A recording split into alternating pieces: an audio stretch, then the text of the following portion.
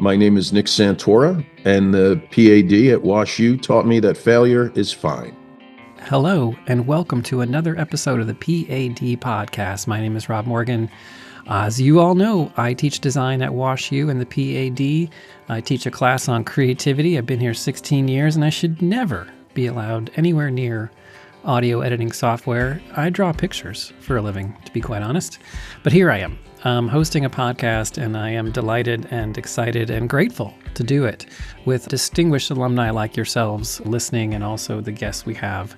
Today, we have an amazing guest. His name is Nick Santora. He's an American screenwriter, producer, and author. He has written and or produced for The Sopranos, The Guardian, Law and Order, Prison Break, Lie to Me, Scorpion. He created and executive produced Beauty and the Geek. We make a few jokes about that.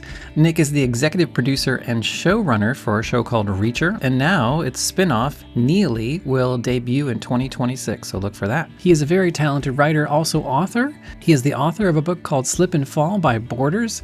His second novel, 15 Digits, from Mulholland Books, was published in 2012. I'm just so excited to bring to you this episode with really talented fellow creative Nick Santora. All right, Enjoy. my guest today on the PAD podcast is Nick Santora. I am so delighted after having some, let's say, pre-recorded conversations with Nick to have Nick on the podcast. Thank you so much for joining the PAD podcast, Nick. Thank you for having me. I appreciate it. Nick, you've got this amazing career in television and film, even some writing. You've written a couple of books. I'm just so excited to talk to you about your career. We like to kind of start in a bit of a chronological way and talk about, the point of this podcast is about your time specifically at WashU and how that may have loosely mapped out your career. So give us a little bit of a backstory of who you were, where you grew up, and how you found a school in St. Louis, Missouri to go to undergrad. Well, I grew up in New York.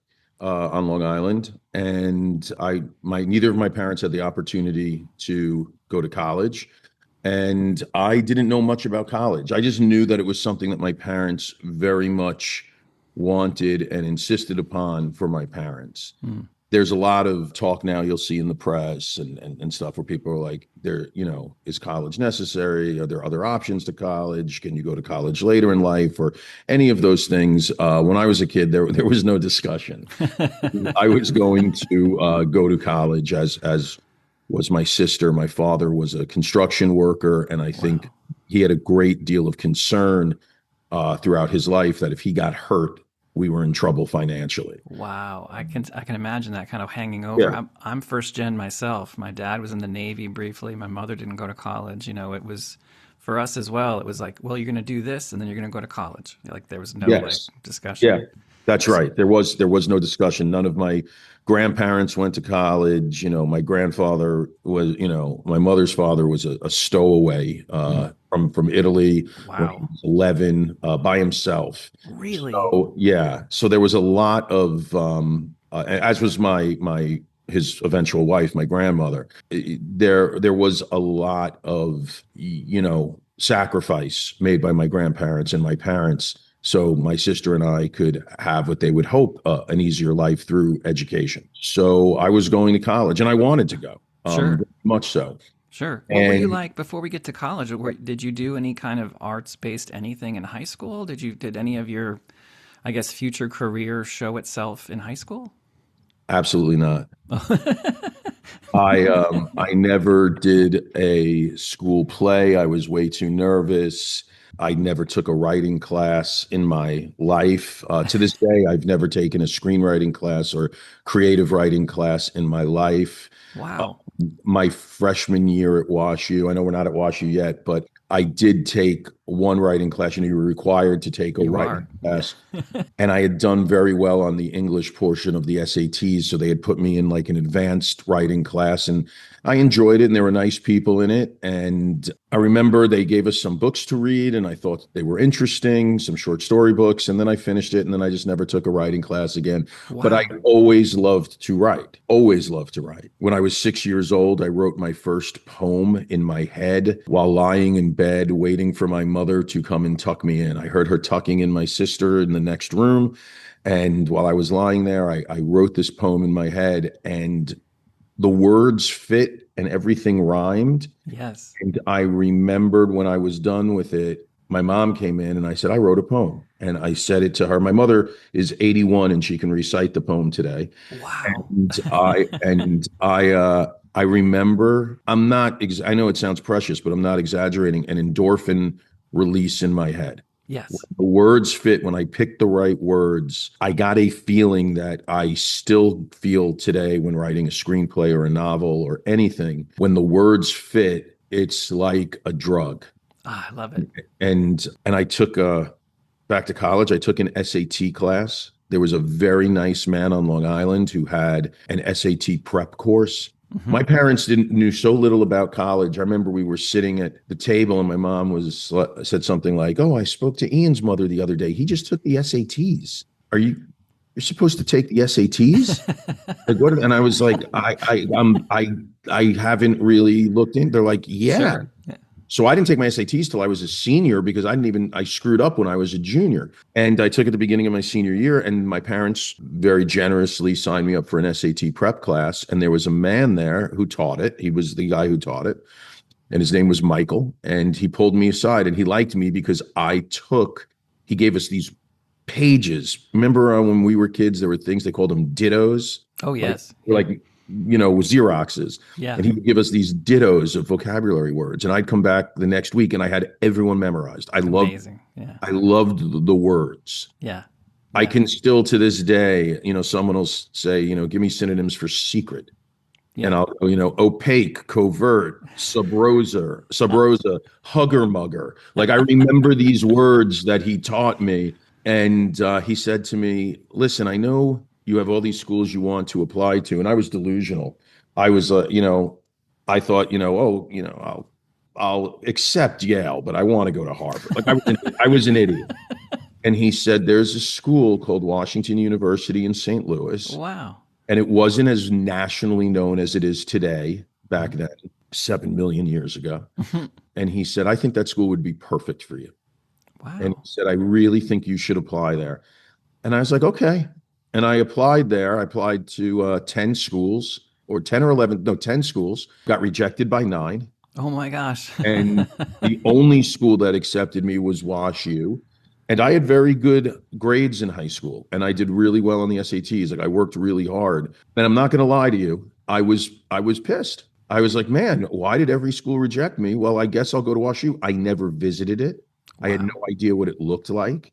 Visiting schools was a little, it's expensive. We Yeah, weren't of going course. all over the country to Yeah. look at schools. It was a huge financial Yeah. burden on my parents to send me to school. Hmm. And I applied, I got in, I went, and it was the best thing that happened to me. And I found out this is a true story about 10 days, 2 weeks before the school year started. We got a letter in the mail from my high school, and they said there was a mistake. We just realized that there was some type of mistake with entering of grades for a couple of students, and your 98 in AP English was submitted as an 88. But don't worry, we've contacted all of the schools you applied to and let them know. And I was like, well, they've already filled all their slots. Like school Yes. starts in like 2 weeks. And I was annoyed. And whoever made that mistake, whoever hit the wrong button on some generationally old computer system, that made this mistake changed my life for the better. Because if I had gotten into Cornell, maybe let's say, I probably would have gone there, closer to home in New Sure. York, all of that stuff. And I didn't know much about WashU. Yeah. Yeah. That person changed my life. I've never been happier for a typo Yeah. in my life. That's Thank, amazing. thank God that That's happened. that's an Yeah. incredible story. I'm always fascinated by among other things I might have told you, Nick. I teach a class on creativity and the creative process, and I'm always fascinated with talking to artists like yourself who, you know, you can get your, if you want to call it your gas in your tank from a number of different ways. And one of them is just proving people wrong, Oh, and saying, yeah. like, I'll never forget watching that Last Dance series, Michael Jordan and Last Dance. And, he took as much, shall I say, energy from people saying, there's no way you can do X, Y, Z. And he used that as fuel. And it sounds like, when 9 of 10 schools reject you, you're like, all right, I got something to prove. I Do had you feel some. like you started at WashU with that kind of attitude to an extent? I still have, and I've used this line in one of my novels, I think, where I said something along the lines of, "I've got a chip on my shoulder the size of a Home Depot." And I do. And part of it too is growing up a blue collar kid in an area that was half blue collar and half very, very wealthy, which I am, again, grateful that I grew up in that area Of course. because I saw people become wealthy in this neighborhood. And I had one friend whose parents started a small little business, and I saw them go from a small apartment to a mansion from the time we were in elementary school together to the time we were in high school together. Hmm. And I just said, "Oh, it's possible for anybody." Yeah. And not that, being a billionaire is the end goal. I'm not a billionaire. But my point is I saw very well-off people, and who, by the way, for the most part, were very nice to me. Some of my friends were very wealthy, and some of my friends were not. But what I saw was, oh, not every poor person's a criminal, not every rich person's a jerk. Yep. It just depends on the person. Yeah. And I really had a chip on my shoulder, like I'm gonna show those people that one day I'll be able to buy a house in that neighborhood. And then Wow. as I got older, I realized, well, that doesn't matter. Oh, true, true, But true. but Yeah. it was, yes, that was part of it too. Is Yeah. and also my parents had such a work ethic. Yeah. Seeing them work, I also have this thing where it's like I'm gonna outwork everybody. Yeah. Yeah. And Yeah. Yeah. and Yeah. that's Totally. and sometimes you do, sometimes you don't. You meet people where you go, well, I can't keep up that pace. Yeah. But Yeah. I just between my parents, where I grew up, the typo that got me into WashU, things. I very, very blessed. Yeah. And so let's talk about WashU. What did you study at WashU? Did you come in with any kind of preconceived major minor ideas in your head, or did you just sort of take everything, including writing, Yeah. Well, because you had to? yeah. Well, Hollywood screwed me up because I was obsessed with the television show Family Ties. Oh yeah. I was a huge Back to the Future fan. To this day, a huge Michael J. Fox fan, and Sure. I Alex love P. Keaton. Alex P. Keaton. Amen. Yeah. My generation, and you and I are around the same age. You know the effect that show had on our generation. For sure. They made this super fun show where, and a beautiful show where this kid who was, growing up to be a super conservative Reaganite investment banker, was being raised by former flower children of the 60s. And it was this wonderful conceit. But I looked at that show, and Alex P. Keaton was the star of the show and the funniest person in the show and the coolest person in the show. Sure. I said, well, I guess I'm going to be a conservative investment banker. I thought that was like all one thing. I didn't know anything about politics. I didn't Sure. know anything about investment banking. I didn't know anything about economics, Sure. but he was the coolest person in the world. So I said, I guess I want to be like him. I didn't know what any of those things meant. Totally. And I went to college and I started out with economics. Hmm. And I realized instantly, oh, I'm stupid. I don't understand any of this stuff. I mean, I took microeconomics first semester. I remember studying in the lounge one night with some friends. I think it was Umrath or Beaumont. And they're sitting there and they're talking, and they're talking in another language. And they're talking about elasticity of demand and elasticity of demand and all this stuff. And I just went, this isn't going to work. But the one thing I did do first semester, first class I got into, is I took acting one with Professor Matthews. Oh. And there was something that had always drawn me to movies and the storytelling of movies. And there was no way I wasn't going to take that class. And I thought, maybe I want to be an actor, because I loved TV and movies so much. And I had never performed in front of anybody ever. Like I said, I'd never done a school play. And I walked into that classroom. It was in the women's building. And I remember thinking, oh, wow, this is the coolest room. It had super high ceilings and hardwood floors. And Professor Matthews was the coolest guy and the nicest guy. And I found out later that was I was in the very first class he ever taught at WashU. Amazing. I don't want to make you feel old, but he's about to retire. Yeah, well, I'll trust you. my knees make me feel old. But he was a wonderful teacher, and I remember some of the students in the class to this day. I don't, I didn't stay in touch with them. Time passes, but I Of remember them. course. I remember some of their faces. I remember some of their names. It was such a nice group of people, and I really liked it. I realized soon that I wasn't an actor. Mm-hmm. It's a skill set I don't think I have. It's like, okay, maybe you can play minor league ball and hit 110, but that's about as high as I was going to get. And what hooked you though on that class? Was it the collaboration? Was it just seeing other people in their element? It was seeing behind the curtain of something I loved. I saw when Jeff Matthews said, in a scene, you're not just saying the words, you're and trying to make them sound real. That's part of it.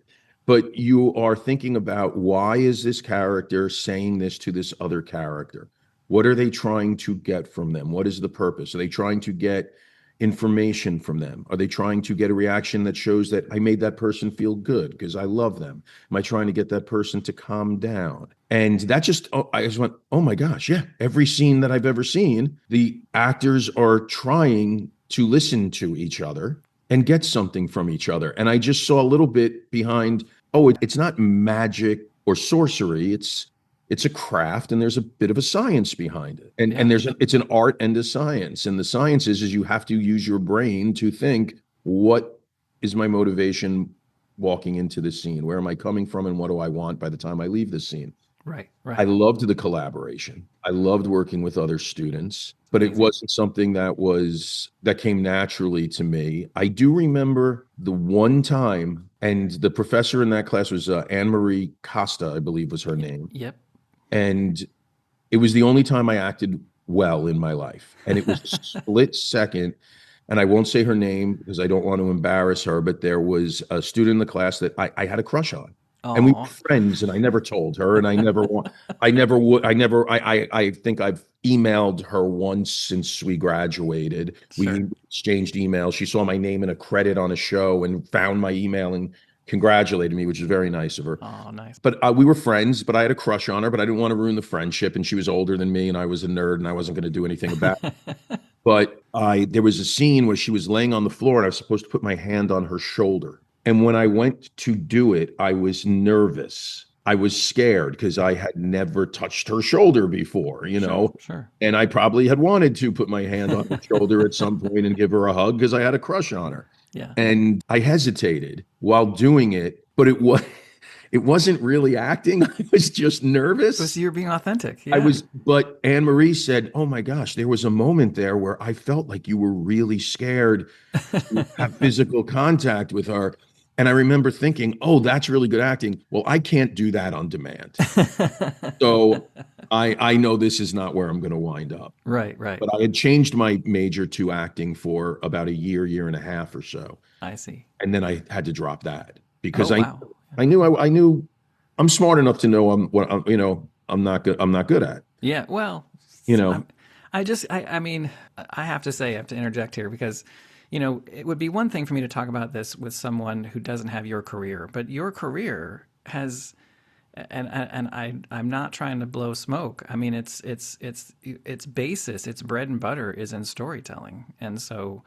yeah, Whether or I'll not write it. I just won't perform it. I get it. But I mean, it seems like at that moment there was a bit of an aha for you to sort of say, well, maybe acting isn't for me, but storytelling and motivation and understanding a character and empathy and all Yes. those kinds of things kind of come into play. I knew I loved it. I Yeah. knew I loved it. Yeah. But I had parents who were taking on a massive financial burden to send me there, Yep. and I didn't know what to do. I did not think writing fiction or writing stories was a way to make a living. To me, the idea of come up with a story, write it on paper, and see if someone wants to give you money for it, it did not feel tangible. Mm-hmm. My father built things. My father could climb up a scaffold and nail wood together and build a roof. Mm-hmm. And it's tangible and it's there. An idea to me wasn't tangible. And so I switched to poli sci, Mm-hmm. and I took some great classes with Professor Lowry, such a great professor. Mm-hmm. And I graduated and went to law school. Wow. and I had Wow. no desire to be a lawyer. Really? Oh. None. But you Zero. went straight Never. from WashU to law school. No, I had to take a year off, and I see. I worked. Oh my gosh, I worked in a men's clothing store, and I worked in a sports bar, and I lifeguarded, and I tutored SATs. I Hmm. was Princeton Review, and I saved money for law school, Hmm. and yeah, and then I went to law school after a year. Wow. So then Yeah, tell me about sort of your choice to go to Columbia Law School. It's not just any law school. yeah. Well, it's funny Not because like it's the Velveeta of law schools. the Velveeta on a cheesesteak is delicious. I went to Notre Dame Law School my first year, which was to this day the hardest I've ever worked in my life. Wow. I put in most days I'm up by 6. I'm working in less than an hour or about an hour, and I work till about midnight every day. And that's my current work schedule. I have got multiple shows that are in production right now, and the hours are grueling. Not close to how hard I worked my first year of law school. Wow. It was the hardest thing I ever had to do. My second day at Notre Dame, I remember calling my parents. I was reading a very old, the case was called Pennoyer versus Neff. It had to do with jurisdiction. Hmm. And I remember reading it and going, I don't understand one word I just read. And now I have to read this again, and I don't understand one word I just read. And I called my parents and I said, it's my second day. And I said, this was a mistake. I think I'm going to come home. This is not for me. And my dad said to me, you've never quit anything in your life. I think you should see it through. And then my father lied to me, but he didn't know it was a lie. Okay. He said, listen, I don't know much, but I know with a law degree, you can do anything. You don't have to be a Hmm. lawyer. You can do anything. You hear that a lot. It's Yeah. kind of not true.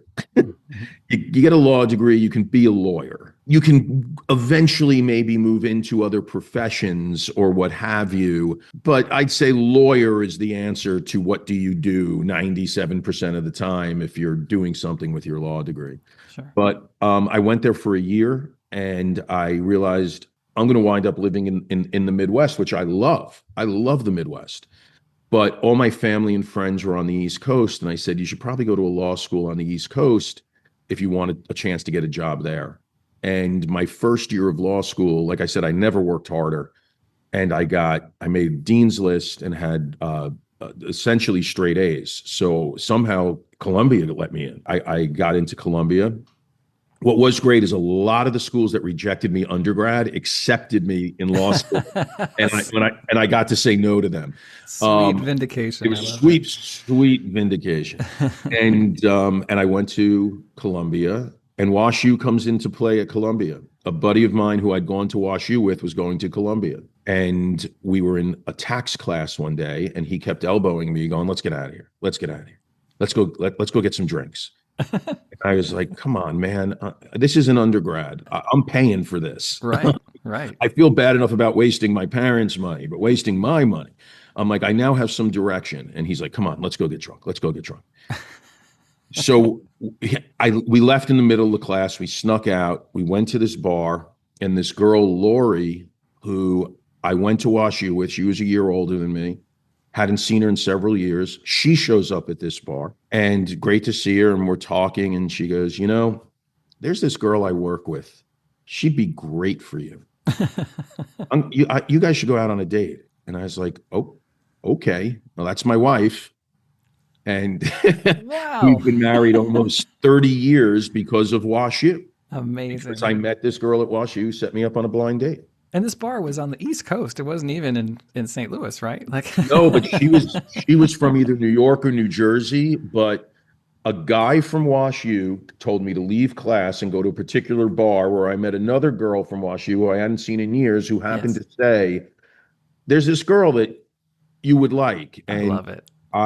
we went on one blind date. I was in love with her when she opened the door to her apartment. Oh, that's Yeah, amazing. Oh, I love that story. That's yeah. insane. I mean, I just find it so interesting that sometimes, I mean, we all have moments in our lives where we're like, if I hadn't done that, Oh in your no, case, if I hadn't skipped class, I like, know, I know. Or if that person hadn't put the wrong grade for my There you go. English class, Yeah. I would have never met that guy or that girl who, gave me my life. Amazing. Yeah. 98 becomes an 88 and everything And changes. everything changes for the better. Wow. I think it's also interesting that you still remember the case, the actual name of the case that you Oh, were well, working on. Penoyer versus Neff, I think Penoyer versus Neff is a seminal jurisdictional case that Nice. it drives everyone crazy Got it. We're in, going to in clip law that part school. about the Notre Dame Law School and send that to the marketing folks at Notre Dame. For It was, and by the way, that school was fantastic. oh, That I'm school, sure. Notre Dame Law School really taught me how to work. Yeah, yeah, Yeah. yeah. Well, let's not talk about other schools now. Let's Okay. talk about Washington. Well, Wash U taught me. I'll I'm say just this, kidding. if this makes sense though, Wash U, and I mean this in the best way, Washington University taught me how to fail. Oh, I wow. I I wasn't I wasn't good at economics. I didn't understand it. I wasn't good at acting. It wasn't where my strengths lie. Right. I wasn't really good at the legalities and policy wonkiness that goes with political science and law. Yeah. That's not what I was good at. But what I learned at WashU is just try it, try it. It's kind of like the cat in the hat when like thing one and thing two come over. If you're looking for something, put an X where it's not. Yeah. Eventually you'll find something without an X on it and you'll go, oh, maybe that's for me. At WashU gave me the opportunity to try different things. I wish I had tried more. If I'm being frank, I was immature. You're 18, you're 19, you are immature, which always blows my mind because when my grandfather was 19, he was fighting in World War II and he had to mature up really quickly. Yes. But I found things that I wanted to try.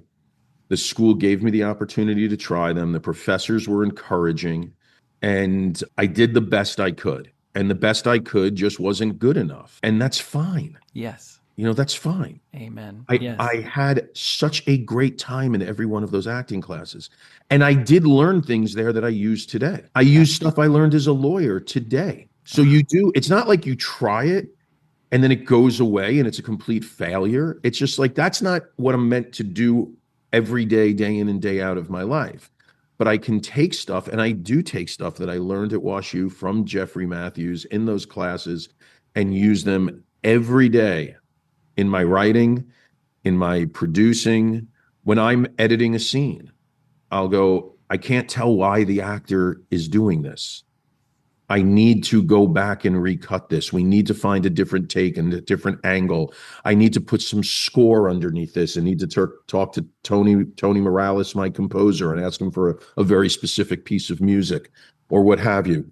And it all comes from, you have to understand the motivation of the character. You have to understand where they're coming from. If an actor is doing a scene, I just recently reshot a scene because when I watched it, I realized, and I never do reshoots. I've done 3 in 25 years. But when I watched it, I said, these characters feel like they've known each other way too long. It's too familiar.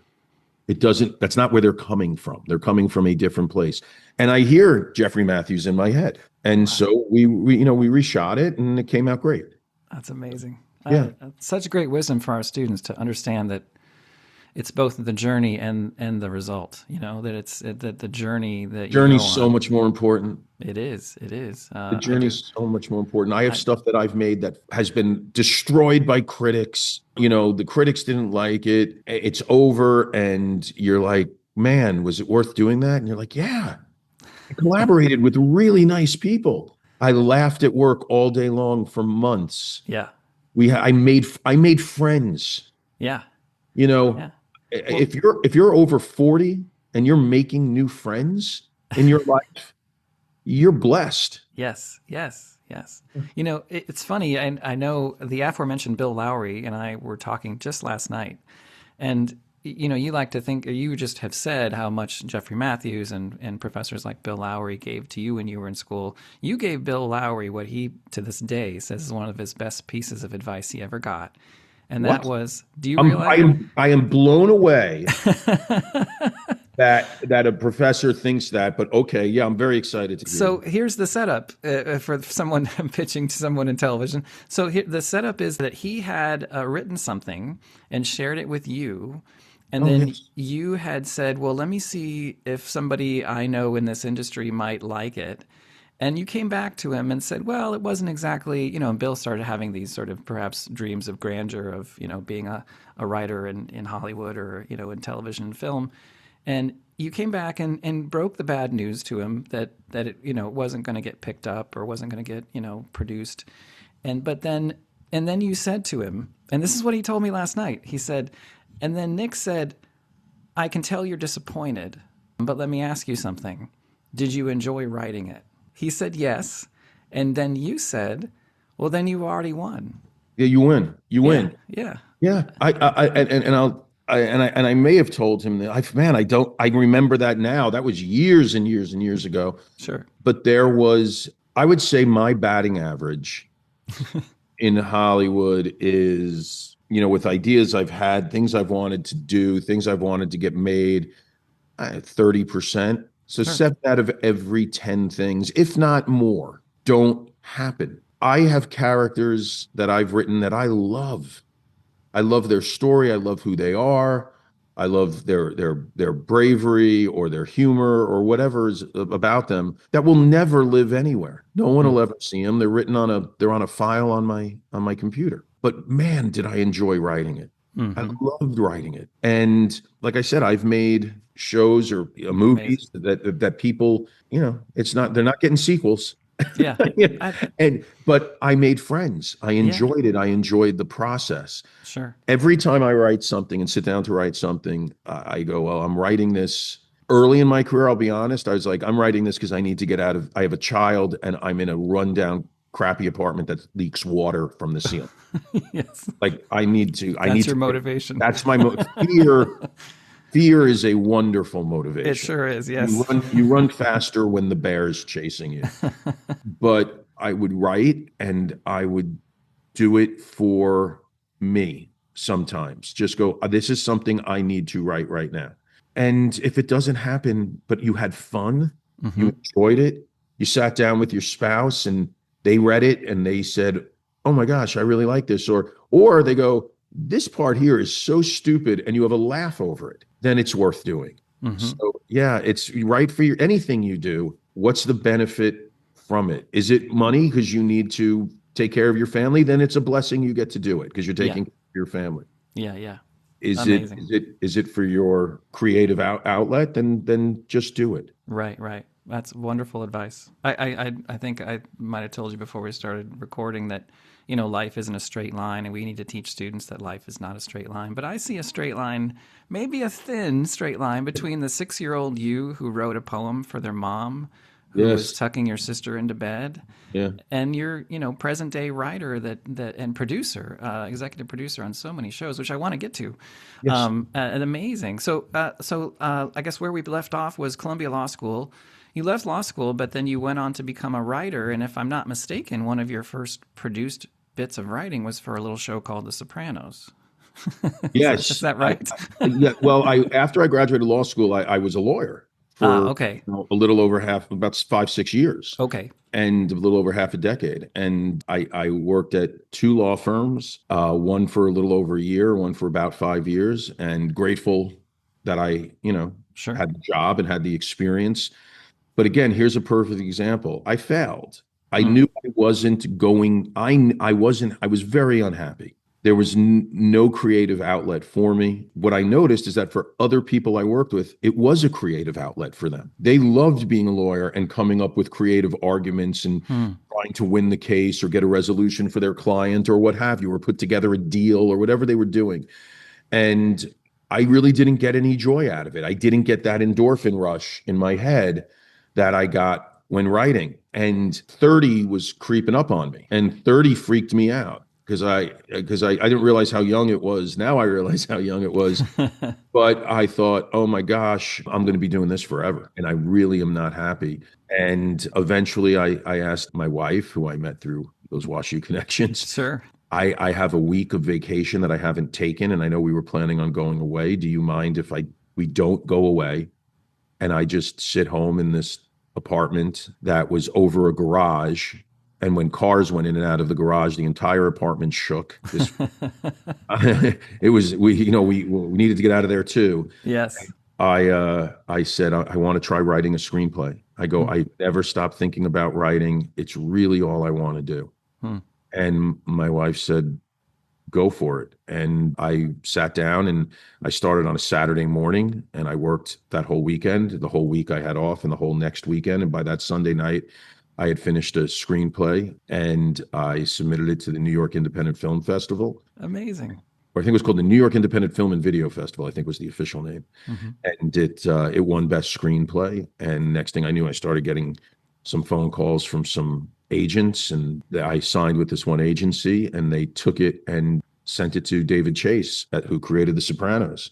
And he read it, and next thing I knew, I was having a meeting with him at Silver Cup Studios, and they were fully staffed, but he said, would you write an episode? Like, we already have bullet points for you can't make up the story. No, no. They know where the characters are going to go, but you Right. basically, you write the dialogue and you flesh some stuff out. And I did, and I got screen credit with some, monsters in the business today, Terry Winter and Mitch and Robin, who, these are people who created Blue Yeah. Bloods and Boardwalk Empire. These are like some of the best writers who've ever been in Hollywood, and my name's up there with them. And I said to my wife, I don't know much about this business, but I know everyone probably wants this job.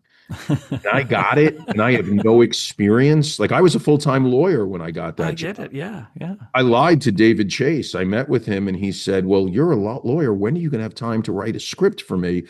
And I looked at him, and it was December of 2001. Sure. And I looked at him, and I said, well, you're not going to believe this, but I'm going on vacation tomorrow. I had a trial the very next day. Oh my God. And I would try, it was like a car accident case or something. I tried the case during the day, and I went home at night and I wrote and wrote and wrote. And then I wrote over the weekend. I won the trial, which shocked me because, my mind was in other places. That's true. And then I said to my wife, maybe I'm good at this. Do you want to leave your tenured teaching job and I'll quit law and we'll move 3,000 miles away from home where we don't have a single family member and all we have is a beat up Toyota and we'll see what we can do? Wow. And I'll never forget what she said. And she said, yeah, it'll be an adventure. If it doesn't work out, we can come home in a couple of years. Oh, that's amazing. And we were in LA for, Wow. 2002. I mean, what faith in you, but also what an incredible sort of inflection point in your life where your future became visible to you. You knew that you weren't happy in law, and you knew you had to take a chance to get to where you were fulfilled. Yeah. I'm not putting words in your mouth, but I would say this. If you want to try something, if you want to be a veterinarian and you don't know where to start, you had an English degree in college or a degree in Russian literature or something as far away from veterinarian sciences as you can imagine. See if you can, even if you have a full-time job, see if you can volunteer at a vet office on weekends, on evenings. It's going to be hard. And I tell people all the time, work for free. I tell my kids, work for free. You figure out a way to pay your bills. You have to. This is the real world, but work for free. And you will gain so much knowledge and so much experience. Just go and try it. And then once you do that, it becomes visible because you see how it's done. You're like, oh, well, there's no magic to this. This is how you run a veterinarian business. This is the science. I see, maybe the doctor will let you sit on a procedure, maybe whatever, but you start the curtain starts getting peeled back a little bit, one at a time. And I had no idea how to write a screenplay when I wrote my first screenplay, but I borrowed a book from my landlord in New York that I had seen on his shelf once when I was in his place. And it was called How to Write a Screenplay in 21 Days. I said, can I borrow that book? And I read the book and I was like, okay, I only have 9 days, so I'm going to have to speed it up. And that's what I did. But just slowly you go, oh, well, this isn't impossible. No. When I was a kid in elementary school, I used to see students show up with these hard black cases with shiny buckles. I remember it like it was yesterday. And it was instruments. Oh, yes, of And course. and I would go, what? And I was like, what's that? And they're like, oh, it's for band. And I remember, and it's such a loser's attitude. And I had a loser's attitude at Oh, that time. And I said to myself, I was in like first or second grade, and I went, oh, well, that's for the rich kids. That's not for you. What a dumb thing to think. My parents never said they wouldn't pay the $10 fee to be in band or whatever it right. was. And I know they would have, but I went ahead and made the decision that I shouldn't try something. My entire life, I have regretted that there's this magical language of music out there and I can't play it. So about 4 months ago, I started taking drum lessons. Nice. Oh, Yeah, I but love that. I love but the that. but it's such a bad version. There's enough people out there and enough obstacles out there that are going to make it challenging, which is fine. The challenge is the fun Sure. part. You don't need to do it to yourself. Yeah, You might as well try it. And if you fail at it, if it doesn't work, it's still not a failure. it's true. You It's true. tried it. Yeah.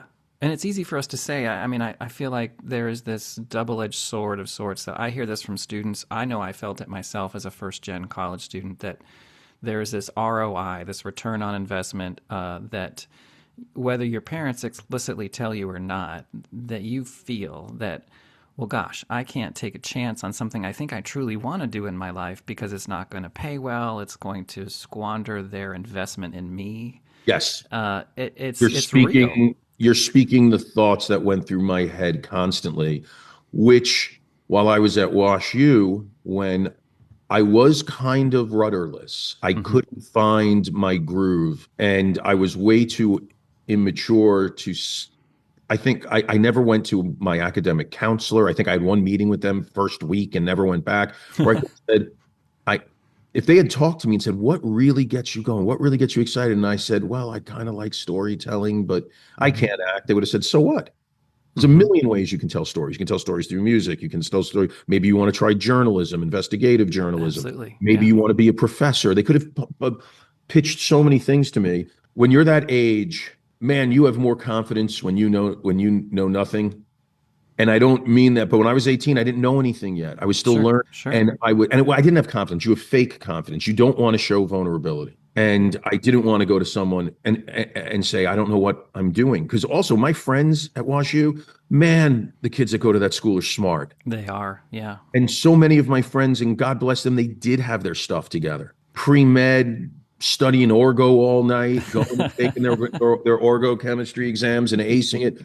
My friends were so smart, and I just didn't feel that way. And I didn't have my stuff together, but it was okay. You know, you tried it, but I had that fear, that same fear that you had, which was I cannot let my parents and grandparents down. My grandfather didn't eat nothing but rice for 2 weeks when he stowed away in the steam room of a ship from Italy It's insane. for Yeah. me to be a screw up. Exactly. Yeah. And so I have to do something real. So I guess the party's over, college is over. I guess I'm going to go to law school. Yeah. I By have to pay them back. absolutely. And that's something that I felt as well. I mean, I can Yeah, tell you first generation college kids feel that, I believe, a great deal. very much so. Yeah. Very much And so. you can crush yourself working really, really hard, or you can do what I did, which was not pretend like you're not taking it seriously because you're so scared to go, I don't know what I'm doing. But I did confess decades ago to my parents. I said, I think I may have wasted your money in college. Oh. And I feel really bad about that. And then I went to law school, and and I paid for law school. I remember my dad telling me, "Well, I'm done paying for you." That but I said when I went to law school to become a lawyer because I didn't want to let you guys down. And my parents looked at me and they said, "We just wanted you to be happy. Oh. Like that's all we cared about." Mhm. And I think 99% of parents, they just want their kids to be safe and happy and feeling fulfilled in whatever they do. And as long as you're doing something that feeds you, your parents are going to be okay. I really put a lot of pressure on myself after college to quote unquote make something of myself as an attorney. And it just because it was a real job. And Yeah. I didn't think writing was a real job, but I was wrong. It's actually quite a fun job and a real Right. job. This is such great wisdom for our students' current perspective, you name it, for them to hear. I mean, it's the beauty, I think, of this opportunity that I have to talk to successful entertainment professionals like yourself, and I want to get to this, is that you are kind of plotting a path for them as well. As you tell your story, I think they begin to see that, oh, I could connect the dots, and I could jump from that lily pad to that lily pad and make this all work. So I would be remiss, and it would be a disservice to you and your career if I didn't talk about your career. I mean, you've had this amazing career. You've been executive producer for slews of shows, and specifically Reacher and Fubar and Scorpion, and I mean, Beauty and the Geek. I did read an interview with you, and someone asked you how you relate to that show, and you said, just ask my wife. People, when my wife and I go out to dinner, people think it's a hostage taking. She's so beautiful and so great. Yeah, that's that things have worked out. That's amazing. Yeah, that's amazing. And I tell people all the time, I met her when I was still in law school. Like I told you, and she saw stuff in me that I didn't see, and I'm thankful for that. And I'm thankful, like I said, for WashU. I would have never in a million years met her if it wasn't for WashU. Amazing. But you were talking about my career. Yeah, I got to do those shows. And I'll tell you the thing I remember about all of those shows, I can go back and watch those shows. One of the shows I worked on a million years ago was called Prison Break, and I never let my daughters watch it when they were young because it's violent. There's guys getting shivved in showers and stuff. God. But during COVID, it was a lot of time at home, and my oldest daughter was 18, and I was like, okay, it's network TV. It's not gory or anything like that. Sure. Let's watch it. And we watched it together, and she'd say, well, what happened? What happens now? And I go, I don't know. Because you wrote this. I go, I don't remember. And it was fun watching it. But what I remember about these shows is not the plot lines. I think I remember the laughs. I remember being in the writer's room and going, I remember when we pitched this idea and laughing so hard we couldn't breathe. And you remember when you get to a certain age, and I'm at that age, I've been at that age for a while, all that matters in your life and your career is the relationships you make, how you can trying to conduct yourself ethically, and having a moment where you're enjoying the one life you have. And I have enjoyed the people I've come across, the writers I've worked with, the line producers, the writer's assistants, the craft services people, everyone that you get to talk with and laugh with and together. It's a little uncomfortable. Well, it's not uncomfortable. I'm not going to curse. It's BS. When you see shows that I've quote unquote created that say created by Nick Santora or developed by Nick Santora or whatever it is, and you see a movie and it says a film by, and it has the director's name, and it's such a load of crap. It's 180 people working to make one of my shows. And it's not my show, it's our show. Right. It's 180 people making a movie. It's not a film by director. The director didn't sew the costumes and didn't light it. Yeah. Didn't make the food for everybody and didn't do the visual effects and all of that. Yes, as a showrunner, I'm involved in every single aspect of that. And at the end of the day, sometimes you have to make, tiebreaker decisions. But it's the collaboration. That's what you remember. I don't remember the plot points. Absolutely. Yeah. I don't remember it, but I remember the day it was pouring rain and we were supposed to shoot the graduation scene. And we had to figure it out. And we had 10 minutes because we weren't going to get another day to shoot. And just everyone coming together to solve a problem, everyone working towards a common goal. I played sports growing up. It's the closest thing that I can get to being on a team. Amen. Yeah. And, you watch, sketch comedy troupes. Yeah. They're a team. Yeah. Yeah. And it's, and so it's a great thing to work together with people. That's what I remember about my career, Robert, more than anything. I remember as a kid, I wanted to be an athlete so bad. And this is dating us, but dating myself specifically, but there were no contacts. You couldn't wear contacts. That didn't exist, at least not for some kid with an astigmatism like me.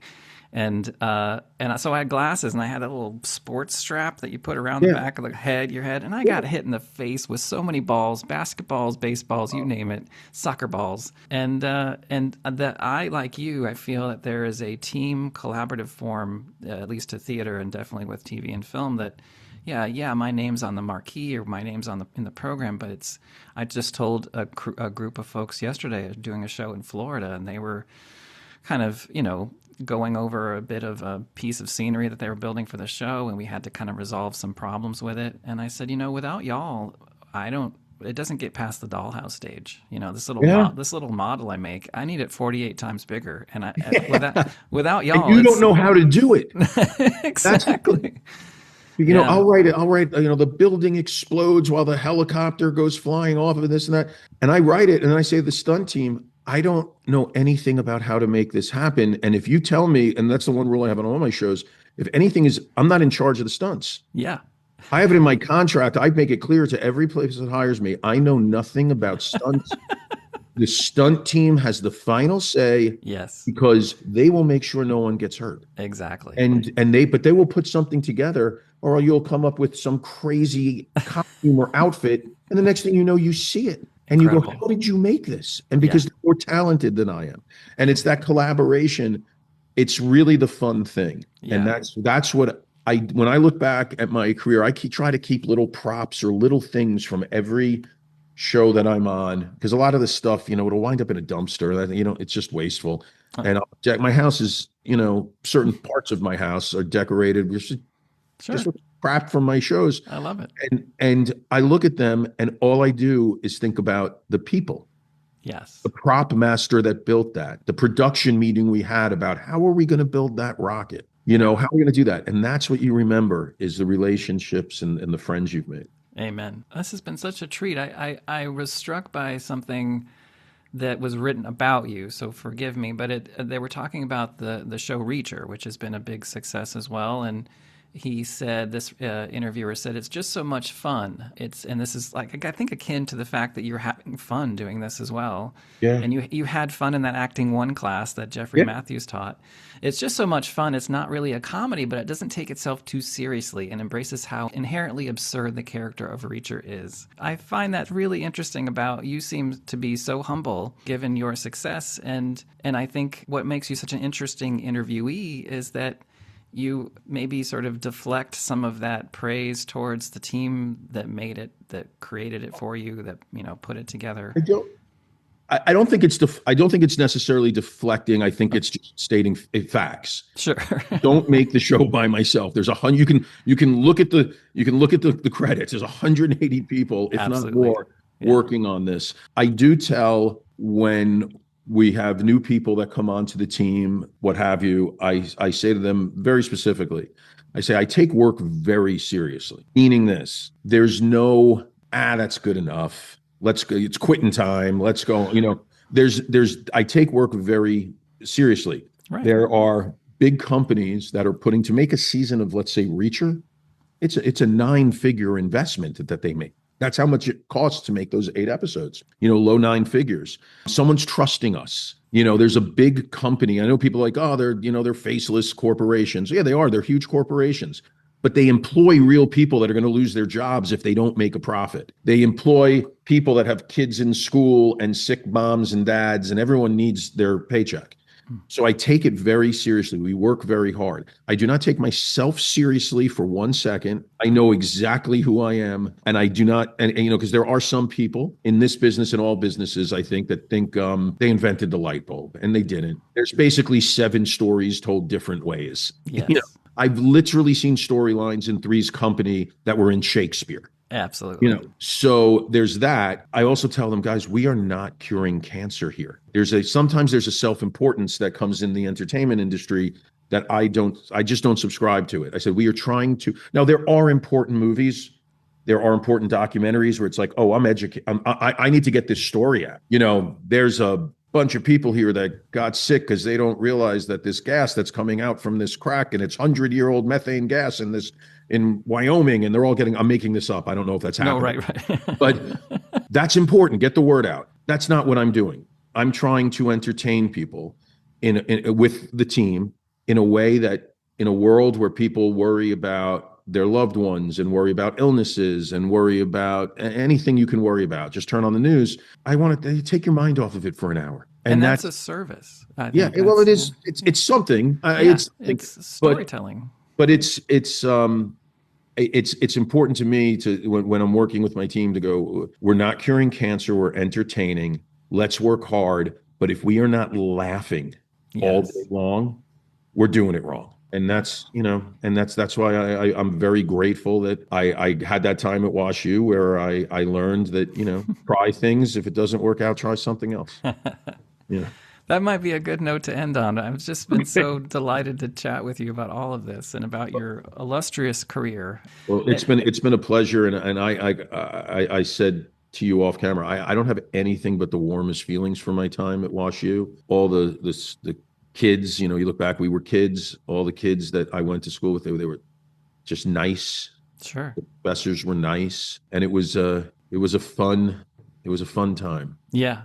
I've often had students that were prospective students, for example, that were like, "Why should I go to WashU, Mr. Professor? Can you tell me why?" And I more or less say, well, the East Coast schools tend to be a little more, let's call it competitive, at least once you're there as a student. And I honestly believe, and maybe you experience this, but WashU students, there's that old saying, a high tide rises all boats. Yeah. And everyone really, what I've seen in my own students is that they celebrate each other's successes, even when it means they fail. They celebrate each other, which is really wonderful to see.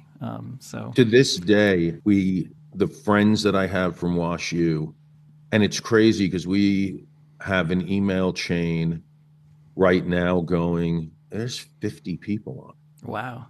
And when one of us has an accomplishment, and we're at the age now where the accomplishment is the accomplishment of our kids. Yeah. Some of my friends from WashU, some of my best friends from WashU, their kids are now at WashU. They just dropped them off. I love it. And sometimes it's when one of us gets sick and we rally together and do what can we do to help. Yeah. Just a bunch of strangers who met in Clayton, Missouri. Amazing.